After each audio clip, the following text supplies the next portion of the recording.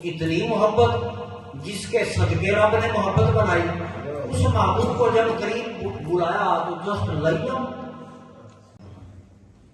کہ جیسے ٹائم رک گیا تھا کس پر؟ وہ کھانے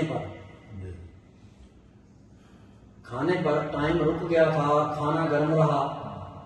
وہ اصحاب کہف کے کتے پر بھی ٹائم رک گیا تھا، وہ بھی ویسا ہی رہا جیسے وہ باقی احباب وہ رہے اصحاب کہف کے جو تھے۔ تو ایسے ہی حضور علیہ السلام ہے، جسم ہے نا ہمارا، یہ جسم نہیں بول رہا۔ جبھی میں گفتگو آپ سے کر رہا ہوں تو یہ جسم نہیں بول رہا، یہ کیا بول رہا ہے؟ روح بول رہی ہے اندر سے۔ کیونکہ اگر جسم ہی بولے تو پھر جب بندہ مر جاتا ہے تو جسم تو سامنے پڑا ہوتا ہے، تو اندر سے بولتا کوئی اور ہے، تو بس وہ نام ہمارا ہوتا ہے۔ لیکن خیر وہ بھی ایک الگ ہے، پھر کبھی انشاءاللہ اگر اس طرف جائیں گے۔ لیکن ابھی آپ یہ دیکھیں کہ روح جب جسم سے نکلے، آپ کو اللہ زندگی دے، میں اپنی بات کر لیتا ہوں کہ اگر جسم تو میرے روح نکل جاتے تھے، جتنے ایسی بیٹھے ہیں پائتے دیتے، ایسے ہی ہے نا؟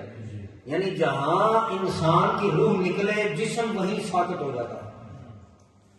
تو کریم آقا علیہ السلام کیا ہے؟